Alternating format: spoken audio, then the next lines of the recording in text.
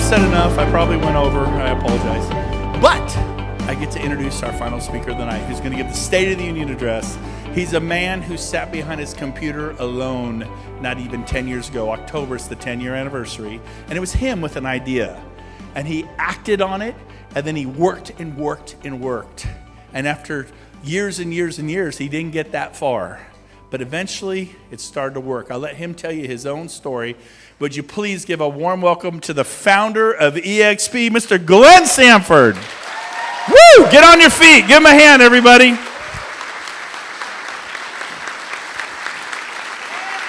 Good job, man.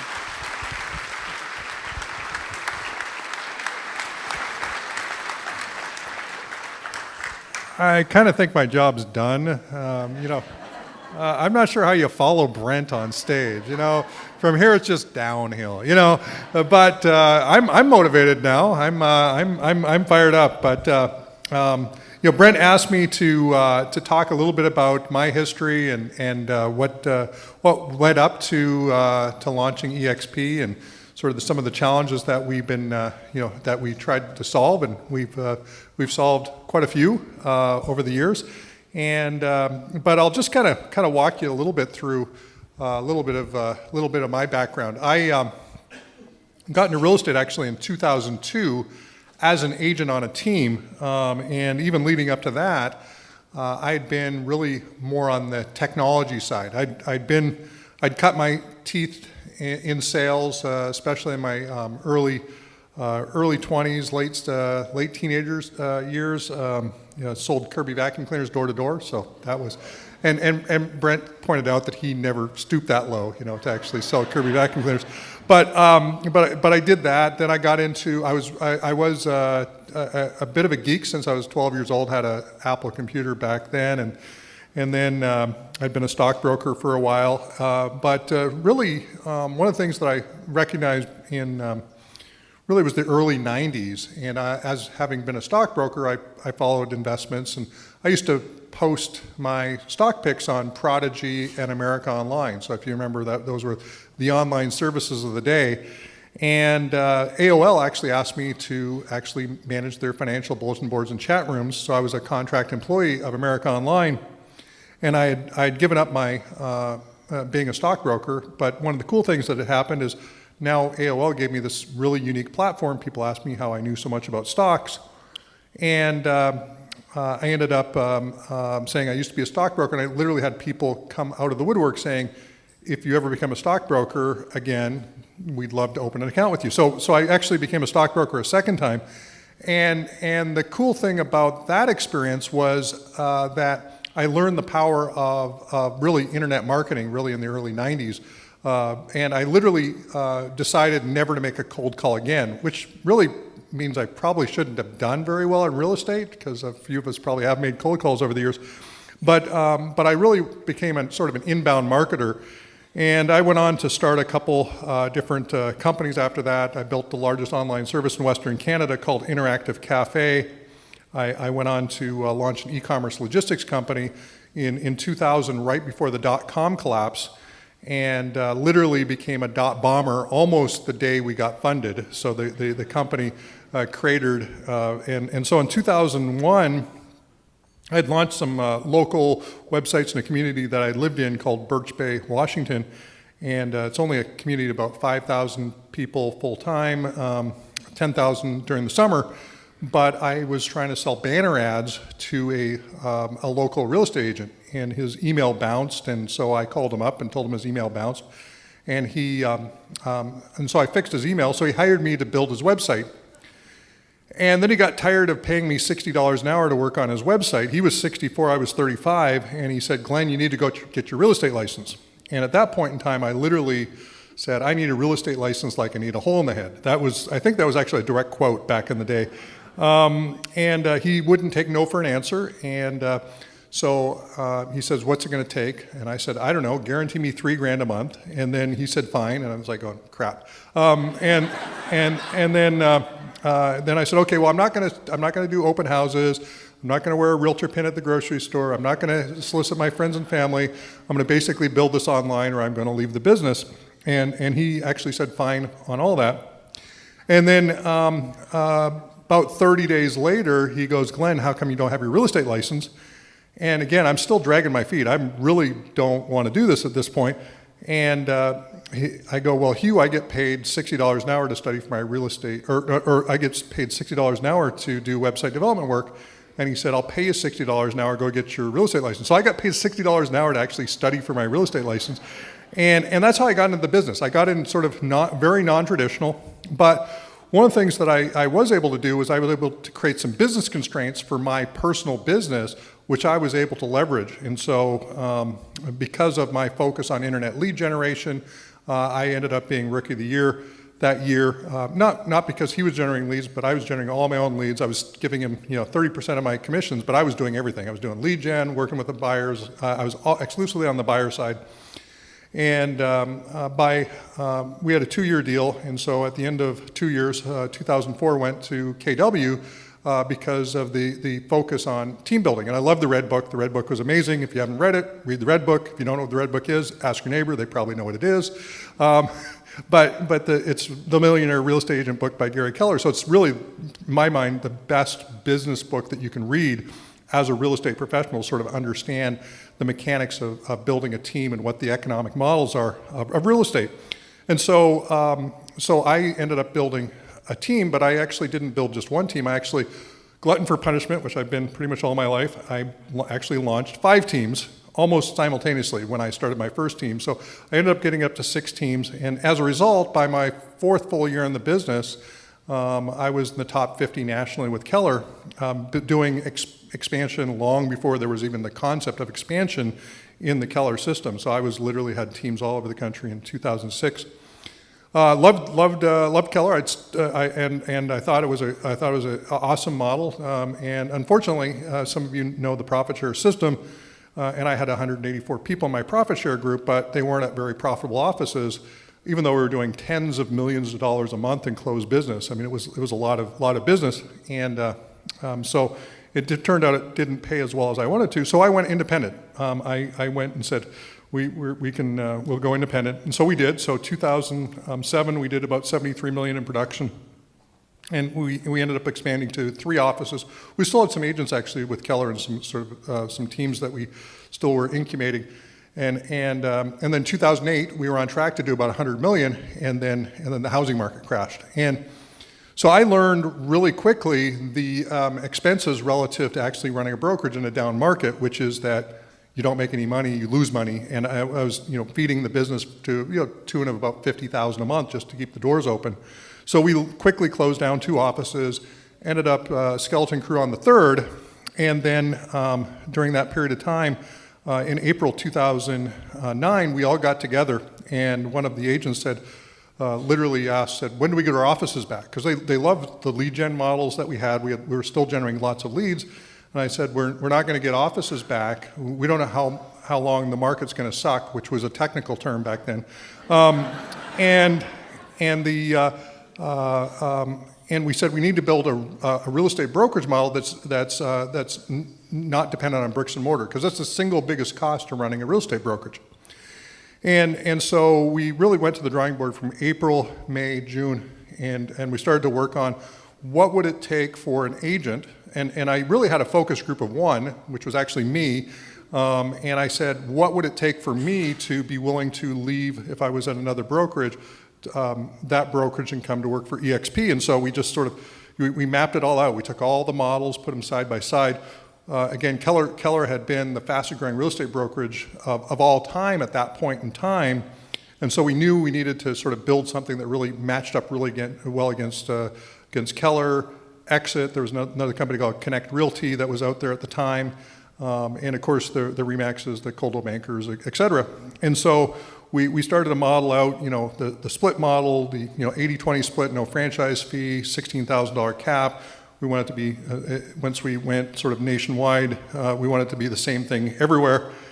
And then the last piece was, how do you build a brokerage that doesn't have any physical space? How do you build collaboration and community so that everybody can feel connected? And one of the fatal flaws of people that had come before us was that if agents were working home office or remote, was that they were effectively orphans in their own organizations. And so that was really one of the things that we wanted to solve. How do we not be orphans? And so an agent asked me in July 2009 what I thought the real estate brokers of the future looked like, and I literally described a virtual world concept. There was some of you may remember Second Life. It was a social network with avatars. And I recognized quite quickly that made zero, like almost no sense from a social network perspective. But if everybody was aligned, talking the same language, trying to actually do the same thing, like actually run a real estate brokerage, actually started to make sense. And that was when the light bulb went off that we should do that. So from July, August, September came around, and I literally told my team that was working for me at the time, and we had about 6 or 7 staff. And we literally told everybody, take your computers home. We're going to all start to work remote, and we're going to log in as avatars. And this is either going to work or it's not going to work. If it doesn't work, then we're all going to be looking for other work. So it literally was sort of a burn the boats behind us, and it was either going to work or it wasn't going to work.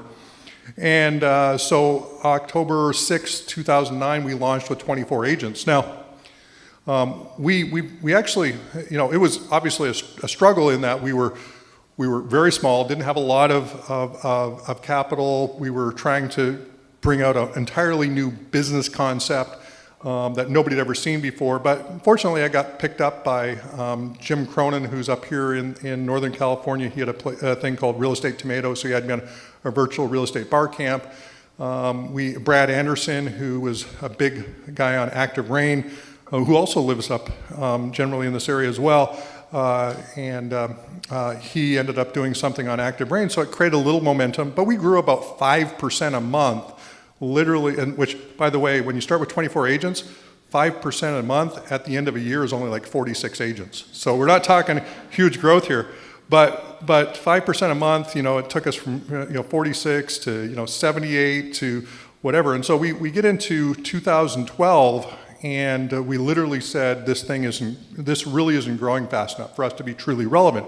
It was great. We're growing about 50% year over year, which 24 to 48 is it's okay, but it's not gonna really move the needle. And having been involved with public companies back when I was in my 20s, we said, why don't we become a public company? In fact, Brent was talking about 10X, and I had actually attended, it was 2012, I attended a Millionaire Mind Intensive T. Harv Eckert event, and he described the 10X situation where whatever your goal is, you want to figure out what's stopping you from getting there, multiply your goal by 10, solve the problem for that particular goal, and you'll figure out what's blocking you from getting your current goal, and you'll automatically sort of get your stuff by default. And so when I was thinking, how do I 10X this, I realized that one of the things that had been missing for me when I was at Prudential and then Keller was I wasn't being offered any equity ownership really in either at the local level or more importantly at sort of the mothership level. And there was a lot of strings attached if I wanted to become a broker in a franchise system. And so I didn't go that route, but I always thought if I wanted to be shareholder, then lots of other people would want to be shareholders. So we actually went and picked up a public company and actually merged ourselves into it in 2013. And again, 2013, we grew about 5% a month, or about 50% year over year from 2012 to 2013. And 2014, again, sort of the same growth rate. But at the end of 2014, the reason why we became that public company is we wanted agents to be shareholders. So we started to actually distribute shares to our agents and brokers based on various activities. Well, that was really kind of a big pivot point. We had just started doing that. It made it out to some people who were influential in the industry, Gene Frederick being the first major person. And literally with the equity piece, he says, nobody's got that. That's a game changer. And so he sold his 5 or 6 market centers. He was a regional owner, actually in Northern California. And he sold his regional interest and came over. And in 2015, after he came over, first year we grew over 100% year over year. And so 2015, 16, 17, 18, we had over 100% year-over-year growth. So we went from a trajectory that was going to take us to about 10,000 agents by 2020 to now being over 20,000 agents today, which is it's been just an epic ride. So as an agent, one of the things I recognize, having been a business owner and having built a number of business plans and sat with numerous people, my dad included, who was one of my mentors, I realized quite quickly as an agent that you don't own a business, generally speaking. You have a business that owns you, but if you don't sell, your business is out of business. So the business really owns you. You don't own a business. And as I went through the whole, from agent on a team to being an agent to running a team to running a brokerage, I realized that the asset that I had really wasn't worth as much as the recruiting brochure said when I first got into the business. So, that was one of the things, you can sell your book of business. How many have heard that before?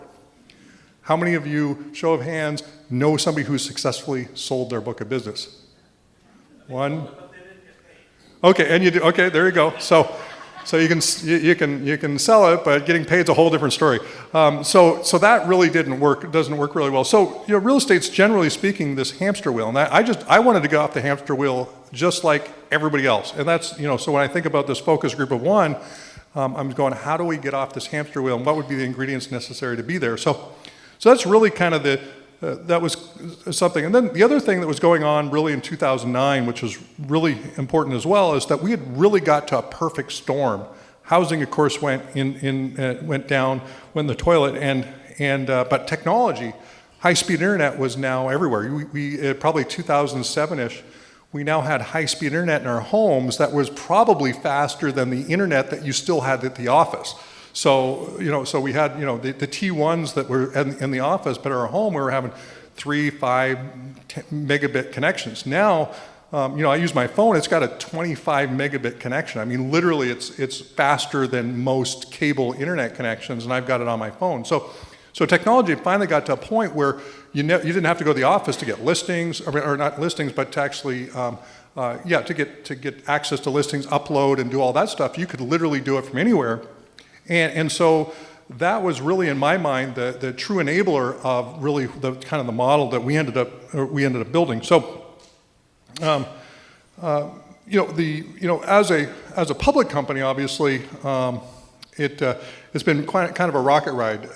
We became a public company in 2013, but last year we actually uplisted to NASDAQ, and then one of the cool things that we were able to do here in January is we actually rang the bell at NASDAQ, and that was really just a crazy experience. And if you get a chance to watch the video, there's a video before we rang the bell. It's kind of a fun video. So there's a nice little phrase at the end there. So if you haven't seen it, watch it, and you'll get a little chuckle there at the end, because I literally said that went live on the NASDAQ live stream. And when you listen to it, you'll get a kick out of it. So I'm going to just leave that there. But one of the interesting things is that as a cloud-based real estate brokerage, we're really obviously super agent-centric, and we're great for on the staff side as well. And this last 2 years in a row, we actually were ranked one of the top 50 small to mid-size companies to work for. And which is kind of crazy because we have no physical space, so we have no offices to go to. So we're, I always say to people, if you want to create a better experience for your employees, get rid of your offices. And so of course that will save them all the commute time and everything else. But it's kind of cool. And then I was named top 50 CEO. So for the last 2 years in a row as well on Glassdoor. And so these are our agents, brokers, and staff. Again, it's kind of just really cool to be in a place where everybody really loves what we're doing and how we're helping agents and brokers. This last year, we also did a couple interesting acquisitions. So Sean Thomas is somewhere in the room. Oh, he's back there right at the back. So he actually developed a really cool app we've been rolling out around the country. It's called Show Me Now. And it's the first true Uber-style showing service for real estate. And it's pretty cool because we can attach sign writers to the listing signs, and consumers can download the Show Me Now app. and they can immediately request showings that will initially go directly to the listing agent, but if the listing agent doesn't take it, it'll literally broadcast to other ready, willing agents in the local market to actually create an instant showing. So it's really cool. It's kind of like Uber in that regard, and we've been getting huge accolades in some of the markets. Nashville, of course, had some really great ones where we literally have launched whole subdivisions where builders have literally abandoned their previous agent relationship and come over to actually list with eXp just because of the Show Me Now sort of cool app. So we purchased that. Sean's still working on building that out and adding more and more functionality, rolling it out in more and more markets. Eventually, we'll need to get it here. I mean, you live here, Sean. Just saying. And there's a few eXp agents I hear locally. So anyway, we'll get that here. The other acquisition we did last year was a company called Virbela, which is really our virtual world platform for business. And today was kind of a really unique day. How many of you know who Peter Diamandis is? A few folks? Okay, so who's heard of XPRIZE? Okay, a few probably similar hands. Okay, so anyway, he was the guy that went and got the $10 million prize for the first rocket that was privately owned to go to outer space that eventually got bought by Richard Branson's company to actually do that. And he's got a whole bunch of other things, given over $200 million in prizes to help the planet in social causes. And he's partnered with Ray Kurzweil with Singularity University. Anyway, he did an event in our campus today with some really interesting folks in the Virbela Open Campus. But we're starting to get like this really unique people using the platform. So obviously eXp is the largest single company in the world to actually use a virtual world for business. But we've got Stanford University, we've got the U.S. Navy, we got big e-commerce companies using it, and we've got other companies that are using these virtual technologies to create this collaboration on the cloud like nobody's ever done before. And it's really cool to be able to do because even though Brent and I don't see each other very often, because of these collaborative tools, I don't even feel like when I see them that I haven't seen them. And so it feels like we're all part of just one big ecosystem because of that. So maybe and Brent, I don't know if if you've got any questions or something that you want to sort of touch on, but we're really at a really unique place in real estate brokerage. We're really in this sort of I'll call it platforms versus franchises. And what I mean by that is you've got platforms. Obviously, eXp, I'm going to suggest, is a platform. We're one single brokerage operating in all 50 states. We have no franchises. And it gives us unique economies of scale so we can actually partner and do some really cool stuff. Obviously, you've got some other companies out there, Compass, who's been just throwing money at everybody, are trying to build their platform, and you've certainly got Zillow, and to some extent Keller Williams is a platform. It's still a franchise, but it's a platform. But one of the things I've been thinking about quite a bit in the last year or so, and we're starting to see it. Anybody follow stocks like Realgy, Remax? They've kind of taken a little bit of a nosedive over the last few years, a couple of years especially. And I think one of the challenges that in the face of technology, franchises have a lot of challenges sort of pivoting inside of that face of that technology. So what do you think about, what is, Amazon going to do in real estate? What does it mean to have a cloud-based brokerage that's one platform? And then you've got companies that have an average of 5 years left on a franchise agreement that have certain physical bricks and mortar constraints and have other sort of elements to it. Franchises are going to have a lot of challenges over the next 2, 3, 4 years, and I don't know that they've got a way to get out of that. I think that's, I first of all, I don't want anything negative to go to anyone, to be impacting, but we are in a competitive industry. There's only so many homes, and new models are going to emerge. And I think the franchises are going to have a lot of challenges here over the next few years. So you guys are in the right place, obviously at the right time to sort of be at least exposed to some of the new trends that are going on in real estate. I think it's going to be a lot of fun. But Brent. I wanted to go ahead and ask you, a lot of people want to know, 5-10 years from now as we're opening up Australia and the UK in the fourth quarter this year, how many countries do you hope to open? I mean, your initiatives over the next 10 years, how many countries a year, or where do you hope to be in 10 years as far as international growth? Yeah, I think we're just in the process of opening up the UK and Australia. So I think our official launch dates will be in October for those two countries. But our goal would be to open 3 to 4 countries a year. So that will take us to 30 to 40 countries over the next 10 years. And we've got some great people in house to help us with that. So this is a big deal. There's 208 countries worldwide, best estimates, but the agent broker population at 25 million. And I'm ready for 1 million eXp agents around the world. So again, you guys are at 20. Yeah, give Glenn a hand for that. You guys, there's 21,000. People ask you in 10 years, what was it like when there was just 21,000 agents? And it's so cool. Okay, next question is where, most people know this. We have a lot of guests here, Glenn. The stock awards we acquire and our agent equity program, we're able to buy stock at a 20% discount, a NASDAQ stock. Hard to get that at a 20% discount like clockwork. We're able to do that.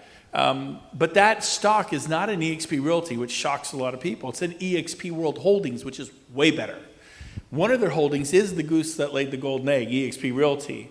But can you talk to everyone 5-10 years from now, what other ancillary companies do you see that eXp other holdings they'll have, and as those companies prosper, the parent company prospers, and that's what your stock's in. Can you share that vision a little bit? Well, I guess I have to start that off with all this is forward-looking statements and can't be held against me. Basically,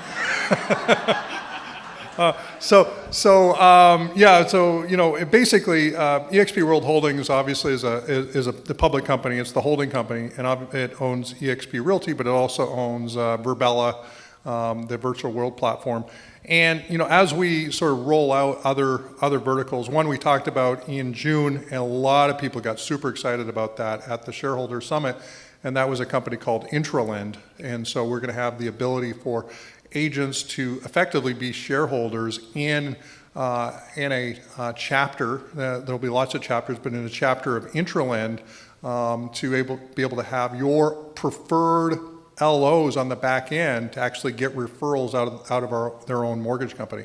And so there'll be mortgage, eventually we'll have title and escrow, eventually we'll have some financial services, and eventually we'll have home warranty. So we'll have all of these. Again, since we're so agent-centric, this is not something that anybody has to use. It's similar to everything else that we talk about, which is if it isn't good, don't use it. But if it's great, then obviously use it and take advantage of it. So we want to just iterate around great products and services, but we also think about the idea that real estate is to eXp similar to what books were to Amazon, meaning that we've created a new category of real estate brokerage using a virtual world for business and collaboration tools that we think there are other industries could benefit from over time. So when we think about some of the other verticals that this could apply to, it could be huge. Now, because eXp is growing so fast in terms of realty, all of our bandwidth is focused on realty. But at some point, this thing will start to maybe level off a little bit. We'll get a little bit more bandwidth. We'll find some superstar execs that have built companies like Priceline or whatever. And we don't have anybody from there. So just it's not. I'm not saying that particular company, but companies that really scaled big businesses. And we might be able to then sort of slot in some other verticals that could be complementary to the real estate space. Is it true that we're going to buy Google? Just kidding. Make a tender offer for tomorrow. Start a zinger. So I want to hit you with something that we get hit with all the time as agents. I know Noli Williams, who's the famous short sale guy for Keller Williams. If you know Noli Williams, the cowboy hat out of Texas. And he's probably one of the most iconic people at Keller Williams, was told that our revenue share was not sustainable. This company would collapse. You've been hearing this for a decade. It's 10 years later, but anyways. We're on the NASDAQ now, but anyways. And so Sean Kokoska, who's now at eXp, Noli Williams, who's now at eXp, Kyle Whistle, who's going to sell 1,000 homes now at eXp. We could list hundreds of mega superstars, national names that are coming in the next few months. You're like, no way. They're here. They're all coming. They are coming. But they were taught passionately, and I get it, by RE/MAX and Keller Williams and other brokerages, because they're just not going to roll over. The Lakers are not going to say, let's face it, the Golden State Warriors are a fall superior ball club. The Clippers are not going to go, you know what, the Lakers are way better than we are. The Oakland A's are not going to say the Giants. They each have their, do you all get this? So don't be surprised when they're trying to do their best as to why you should not leave Coldwell Banker for RE/MAX. And that's when I left RE/MAX and went to Keller Williams. They did their best to convince me that Keller Williams would destroy my career. Did that happen? No, but I was leaving the RE/MAX kingdom as one of their big stars.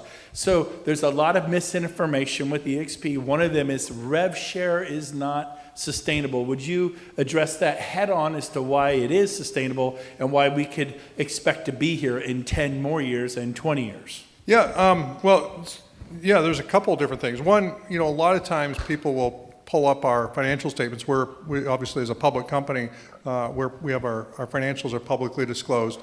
And we've grown a lot over the last, even last year we grew, 7,000, 8,000 agents. So a really, pretty significant number. And yet we, had losses that showed up on our financial statements. And most of that was all attributed to distributing equity to our agents and brokers. So one of my big things and passions has been to actually want agents to be shoulder-to-shoulder shareholders with me as a founder CEO. And so every time we do distribution of stock, it actually counts as an expense against the company when you actually sort of put the books up. So on the flip side, we've been cash flow positive literally since inception. I think once we got past about 300 agents or so, we've generally been cash flow positive, which has been great. But at the same time, rev share has been one of those ones that, if you look at the numbers, it can get a little bit scary to think about what's the amount that we're going to pay out. Now, one of the things, we've been right around about a 50% payout of our company dollar. So 20% so on that 20%, we pay out about 10%. Actually got a little bit above that. Last year it actually got a fair bit above it, but we actually started to administrate the rev share program as it was originally designed. And so that brought it back a bit. But we've actually made a commitment to always pay out 50% of the company dollar in the form of rev share. So I want you to sort of understand that 50% of the company dollar will be paid out in the form of revenue share. At the same time, we as a company are actually retaining 50% of company dollars so we can pay the bills and make investments and those types of things. So we actually made some changes. We actually started in February, did a slight little tweak to the model, and that was with the help of folks like Brent and others to help us just tweak it a little bit, make sure that agents that were just starting on their attraction efforts didn't feel any pushback on the model. So if they got their 5th person or they've got their 10th person, but some of them have fallen out of production, they're still getting paid into the rev share model their first 3 levels fairly quickly. The flip side is those who are big on attraction, they have to focus on keeping their agents that they brought in personally into production. So it actually aligns our agents, attractors, with actually producing agents. And so in order to get sort of paid a little bit deeper, you've got to actually have productive agents to actually get there. The last piece, and this is really, we started in July and August, is literally some micro adjustments every month, up or down, to basically just lock in 50% company dollar rev share payout. So from here on out, we call it a sustainable rev share program, but it's partially to take away some of the stigma around what goes on. Now in February, we would have actually had to increase the amount of payout than we normally would have. In July and August, it's a little bit less, but it's just going to fluctuate somewhere around that 50%, and that's sort of the model going forward. That's awesome. That's awesome. Give him a hand. So we're going to open it up for Q&A from the audience in just a minute, but I would like to know who's in the room. I always like to do this. If you drove more than an hour to be here, stand up. We just want to recommend you for driving. That's awesome, over an hour. If you traveled over 2 hours, stay standing. Over 2 hours. Over 2 hours. How about 3 hours? 3 hours? For over 3 hours? 4 hours. 4 hours. Where did you come from? Los Angeles. Good job. Give her a hand. Our broker of record for Reno, Nevada. Give her a hand, everybody. And it's not that they drive slow. There was an accident on 80. That big rig caught on fire. Yes. We heard you ran him off the road. That's why it caught on fire. Okay. Did I miss anybody else? Did I miss anybody? Oh, you flew in? Oh, Mike did. Mike, you flew in from Southern California. Mike Bjorkman, everybody. Give him a hand. The other thing we want to do real quick, if you've sold over 100 homes in your career, stand up. Over 100 homes in your career, stand up. Look around the room. That is pretty awesome. Me too, over 100 homes. How about if you've sold over 200 homes in your career, stay standing. 300 homes in your career, stay standing. 400 homes in your career, stay standing. 500 homes in your career. 600 homes in your career. 700. 800 homes. 1,000 homes. 1,000 homes in your career. All right, you guys up here. We want to know who you are. Come up here. We're going to, real quick, we'll start here. Come up here on this side. We want to know your name and where you're from and how many homes you've sold in your career. Luigi Caprio, approximately 2,000 homes. Of course, it took 30 years, but... 2,000 homes. Glenn, say hi. And how about your side? Tom Daves, 7,000 homes, $1 billion in real estate. All right, congratulations.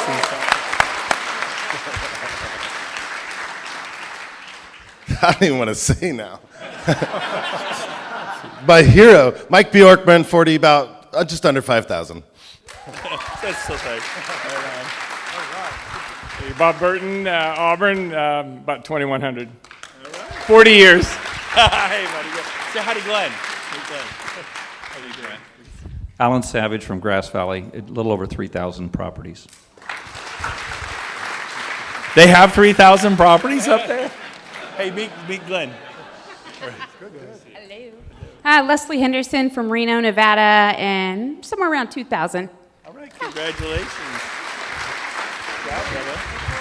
Kevin Cooper, Elk Grove, 1,600. All right, good job. Good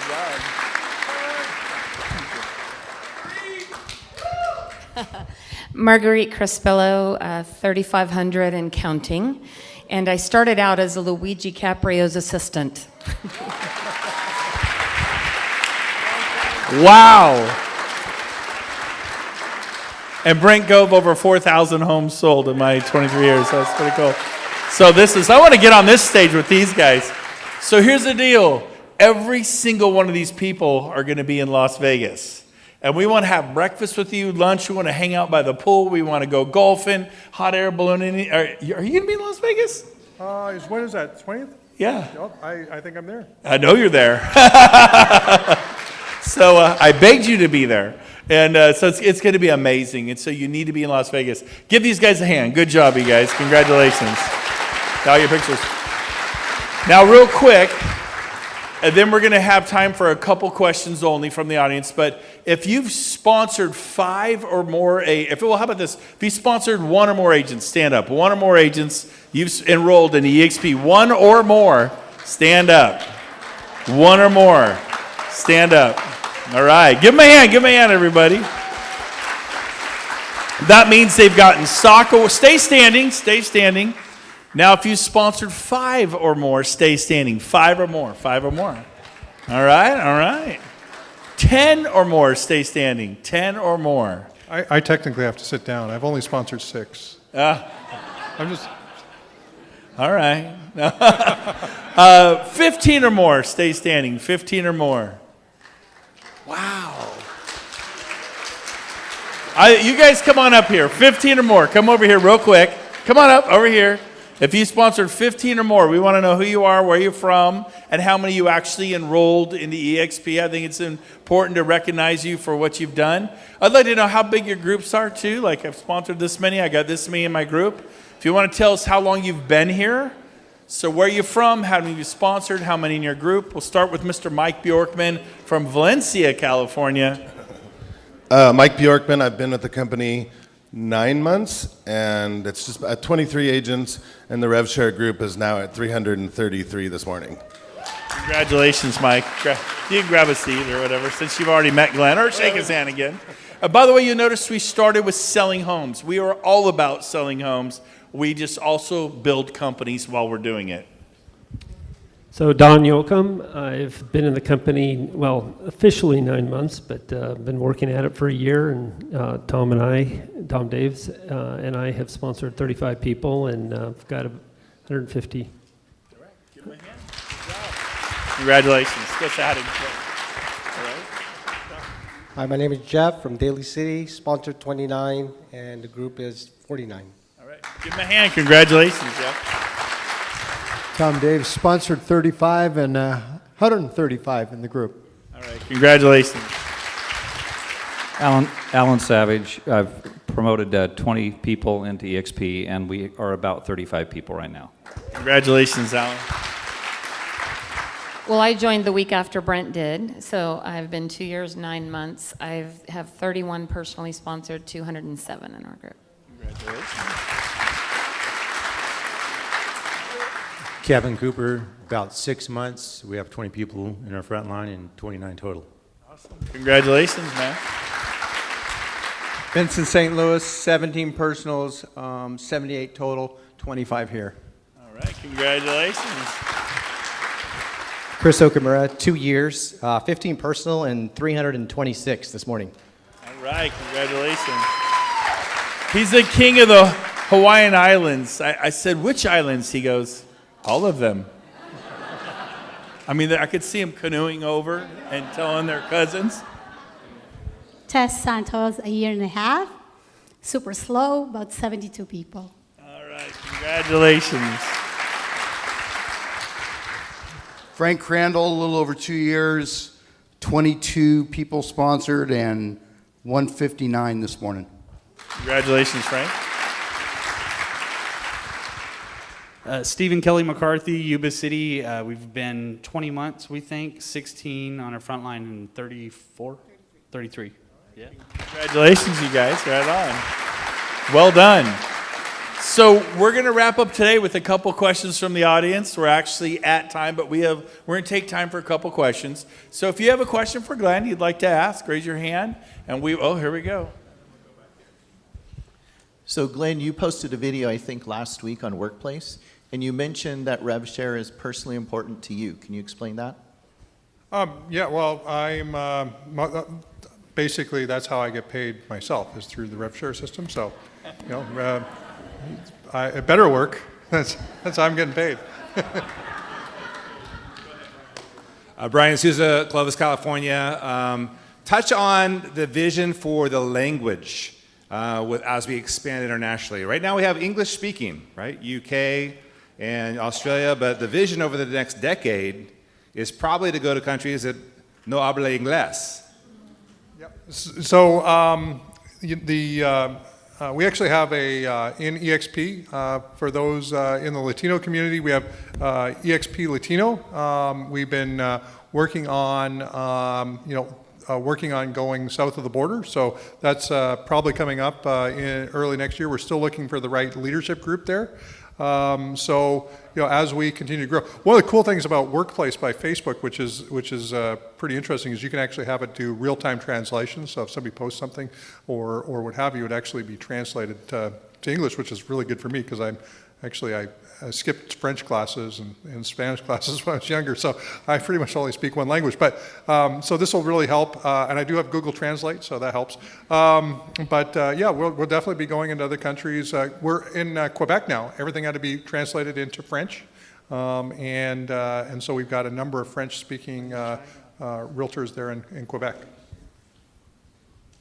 Hey, Glenn, Scott Brown from San Francisco Bay over here, Vallejo. You're going to ask me about cryptocurrency, right? Good to see you again. Yep, Bitcoin, all that. Thanks for all the tips on that. And hey, two questions. My first is I've been moderating with Nicole Thalji out in Texas, the commercial and investing mastermind every week, and kind of wondering when are we going to be really launching the commercial branch or division for eXp, and then also the second, how long are you to be around? Can I take you out to lunch tomorrow? Or? So I'm actually, Brent's already got me on a breakfast appointment, and then I'm heading straight to the airport. So, and he's got me going till what, 11 o'clock tonight? Yes. 11, You do sleep? So yeah. So anyway, Brent is a machine. But what was your question? Commercial. When's commercial gonna launch? Oh, commercial. Yeah, you know, we've been looking for really the right leadership there. Commercial for me is like French, so I'm not really. I really understand residential well, and we need to find the right leadership for the commercial to really lead it properly. So my question is right now the world is open from like 8 in the morning, right? Or 5 in the morning till 5 at night. Is there a goal of having that be available like round the clock or Saturdays, Sundays, or things like that to have extended time available? Yes. Yeah. Woo! All right. Got time for one more question or two. If I see a hand, okay, I'll go over there to Aaron. As I'm walking over, there have been discussions about Germany and France and Mexico as strong candidates. Can I say that? Yep, and South Africa's in there. South Africa, yeah. And then interesting conversations about a certain country. Do we leave that one alone? It's a big country. Do we go there or leave it alone? No, I mean we've talked to lots of people from lots of different countries. I mean we've talked to lots of people through Central, South America, lots of Asian countries. So we've talked to folks all over. How about the one with the capital C? Yeah, we've talked about that, but who knows what's going to happen there, Hi, Glenn. Aaron Rawls, Folsom. I had a question. I've seen and heard a couple of rumors about healthcare. Do you have anything to say about that? Yeah, so we're definitely working on it. We're trying to match it up with April next year as sort of the time frame, and that's because we already have healthcare renewals for the employee side of eXp.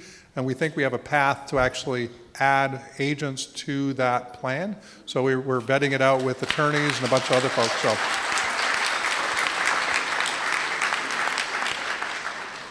Hi, Jacqueline Anderson with Harmon Real Estate. I'm actually a guest of Mike Cabras. I'm wondering if Red Door is at all on your mind. Is what on Red Door. Red Door? Is it on your mind? Yeah, it's a mortgage app. First on the radar? I just heard of it just now. Okay. But Well, it's now on my into it. mind. It's now on my mind. So there, yeah, Red Door. I'm just hearing about it now. Me and Glenn, we're clueless. I turned off my news feed. I don't know anything anymore. Anybody else? Final question before we wrap it up tonight? Okay. And Rob, thank you for the work on the cameras and the video. Rob back there is amazing. James, thanks for organizing everything. And Glenn Sanford, thank you for flying in. We appreciate it. Awesome. Give him a hand, everybody. Glenn Sanford. Woo! All right. You good? All right. He'll be around to say hello if you want to come up and meet him. Have a great night.